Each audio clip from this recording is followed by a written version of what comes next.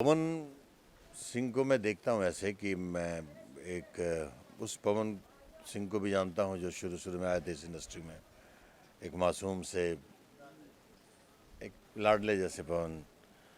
उसके बाद जब वो धीरे धीरे सक्सेस हुए, सिंगर से जब अभिनेता बन के सक्सेस हुए तो पावर स्टार हो गए और सबसे सर्वलोकप्रिय सब, मतलब मुझे लगता है कि पवन सिंह एक इकलौते ऐसे कलाकार रहे हैं भोजपुरी के जो इंटरनेशनली भी उनको जाने जाते हैं। लोग उनके गानों को जानते हैं, भले उनको शक्ल से ना जाने, नाम से ना जाने। इतने सुरों के बादशाह मैं बोलूं वो पवन सिंह हैं। अभिनेता रहे ही सक्सेस, एक सिंगर बहुत सक्सेस ही हैं। और जिस तरीके से मैं पर्दे पे कितने सक्सेस हीरो हैं वो मैं नहीं कह सकता हूँ, लेकिन आम जीवन में पॉलिटिकली हर विरोधाभास के बाद विपरीत बहाव में उतर करके उन्होंने जो अपना शेर दिली दिखलाई है, वो इस आज के इस परिवेश में किसी ऐसे राजनीतिक दल की इच्छाओं के विरुद्ध जा कर के, तो ये एक ऐसे शेर दिल इंसान की सच्चाई को बयां करता है कि जो वाकई अपने ही टर्म्स पे जिया, अपने ही टर्म्स पे मरेगा, अपने ही टर्म्स पे चल रहा है और अपने ही टर्म्स पे लड़ेगा भी। तो पवन सिंह जी को मैं पहले से ही, अभी आज नॉमिनेशन का दिन है उनका, जीत की ढेरों बधाइयाँ दे देता हूँ। यकीनन जीत तय है। और पवन सिंह जी, अगर आप तक ये मेरी बातें, ये मेरा मैसेज पहुँचे, आपकी गायकी का बहुत बड़ा दीवाना रहा हूँ मैं। अभिनय के बारे में बहुत कुछ नहीं कह सकता हूँ क्योंकि आप जनता के बहुत पसंदीदा हीरो हैं, लेकिन आपके ये जो कदम, इतना साहसिक कदम जो आपने ये उठाया है, धैर्यपूर्ण कदम है, माँ की भावनाओं का कद्र करते हुए उनका आशीर्वाद लेके उस जगह पे जहाँ उतरे हैं ना, ईश्वर आपको अपनी गोद में ऐसे बिठाए हुए हैं। ऐसे अभी तक आप नहीं थे, अभी तक शायद लोगों के आशीर्वाद से आपकी ये जो ऊंचाई थी, लेकिन अभी आपको माँ के आशीर्वाद ने ईश्वर के गोद में बिठाया हुआ है। और मेरी तरफ से आपको जीत की अभी से बहुत ढेरों बधाइयाँ, बहुत शुभकामनाएं, और ये जीत मुबारक हो। Love you. कैसे जीत जीते रहे हो दोस्त, कैसे जीत रहे जीते हो। कैसे जीतेंगे जब तीन मनोज तिवारी, रवि किशन, निरहुआ तीनों पवन सिंह के खिलाफ चुनाव प्रचार करेंगे, कुशवाहा जी के खिलाफ, तो कैसे पवन सिंह, अकेला पवन सिंह कैसे जीतेंगे? मतलब इंडस्ट्री के ही भाई अपने ही भाई को दबाने की कोशिश कर रहे हैं। नहीं, सबसे पहले तो मैं, ये सब एक बातों की बातें हैं कि ये मेरे भाई हैं, ये मेरे भाई हैं। जब शरीर अलग होता है तो जीवन भी अलग होता है। जी हम दो यहाँ पे बैठे हुए हैं, जी हम दोनों का अपना जीवन भी है। जी आप जिंदा खुद धरती पे आए खुद, जाएंगे भी खुद। जी ये दो भाई और दो परिवार और दो ये कहने की एक सिर्फ बातें होती हैं, तो कि हम ये हैं। आज रवि जी अपने कन्विक्शन पे लड़ रहे हैं, अपने फ़ैन फॉलोइंग और अपने एक मजबूत कदम को वहाँ पे स्थापित करके लड़े हैं।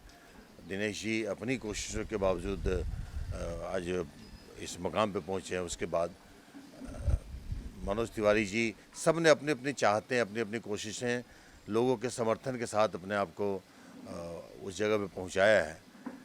लेकिन अगर मैं बोलूँ इन सबसे भी बड़ा अंक दूँ मैं पवन सिंह जी को, कि जिन्होंने ये जानते हुए कि हमारे ये तीन दिग्गज प्रेम करने वाले मुझे मजबूरीवश हमारे साथ नहीं आ पाएंगे, लेकिन फिर भी उन्होंने वो कदम उठाया है और इस बिलीव के साथ उठाया है कि आए नहीं आए लेकिन तीनों का आशीर्वाद तो उन्हें मिलेगा।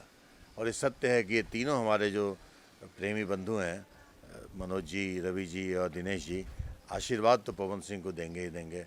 और हम सब की दुआएं हैं, आशीर्वाद हैं। हमसे उम्र में छोटे हैं, मैं पवन सिंह का इतना बड़ा कभी हितैषी ना हो पाया जितना अचानक अभी हो गया। जो जुनून, जो भाव और जो मजबूती से ये आदमी अभी, जो समर्थन जनता में जिस तरीके से कारागार में समर्थन सेकेंडरी है।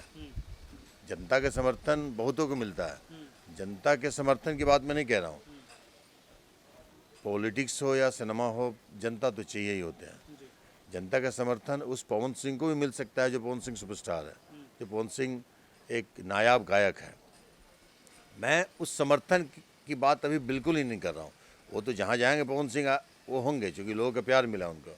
लेकिन मैं पवन सिंह के आंतरिक जो इच्छा शक्ति, आंतरिक मजबूती उसके अंदर जो है, और मैं एक सबसे ज़्यादा कॉन्ग्रेचुलेशन दूंगा पवन जी आपको कि आपकी जो शैली है बातों की, ये थी नहीं पहले। मैं ऐसा नहीं देखा था।